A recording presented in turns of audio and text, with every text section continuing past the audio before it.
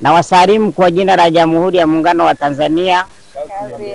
Leo tumeamka tukiwa tunasherehekea Nyerere Day, lakini vile vile nawapongeza sana wananchi wa wilaya ya Kisarawe, lakini pongezi nyingi na kubwa sana kwa jeshi letu la polisi wilaya ya Kisarawe, afisa upelelezi wilaya ya Kisarawe, mkurugenzi, afisa kilimo na wananchi wa kata ya Marui kwa jitihada kubwa na kupokea maelekezo ya DC ni kwamba yeyote anayetorosha korosho mkamate, hata awe nani, iwe gari, iwe pikipiki, iwe basi, iwe daradara, ili mradi ujiridhishe kwamba ametorosha korosho ni kukamata, tunataifisha na utaratibu unafuata.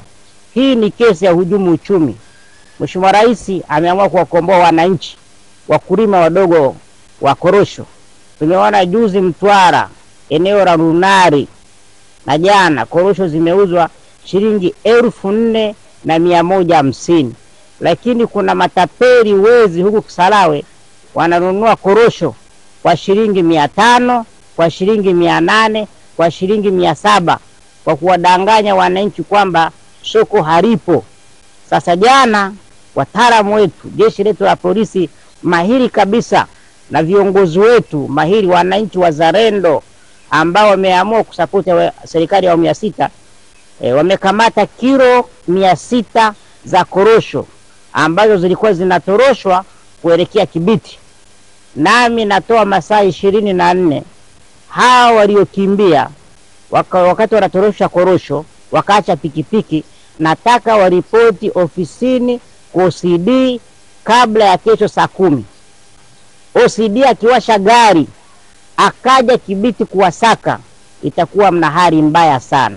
Sisi tulishasema maisha ya ujanja yamefika mwisho, na hii hatutanii.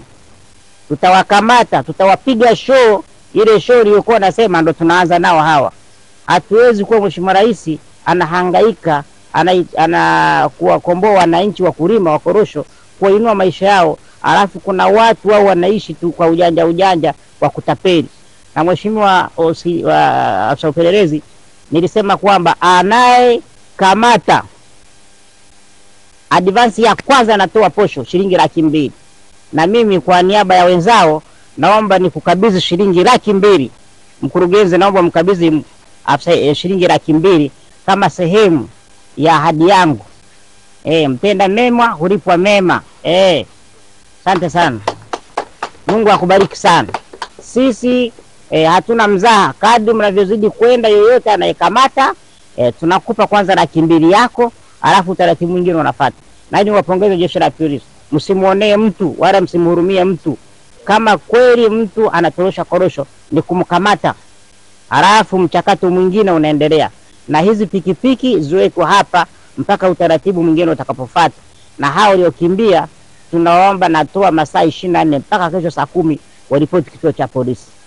Nikiwasha gari hapa kamati ya ulinzi na usalama, tukija Kibiti tutakusaka vibaya mno. Yaani tutakusaka kama vile, yaani sijui nisemeje, aje ujisalimisha haraka, na wale wanaokutuma na wote wenye mchao tunahitaji cheni yote haraka iwezekanavyo. Mungu akubariki sana, endelea na kazi, chapa kazi huko sehemu salama. Naomba uende na wewe kanywa supu asubuhi. Kunywa supu ya kuku, endelea na msako. Hatuwei sisi. Ukifanya memba, sisi hatuna shida na mzigo upo.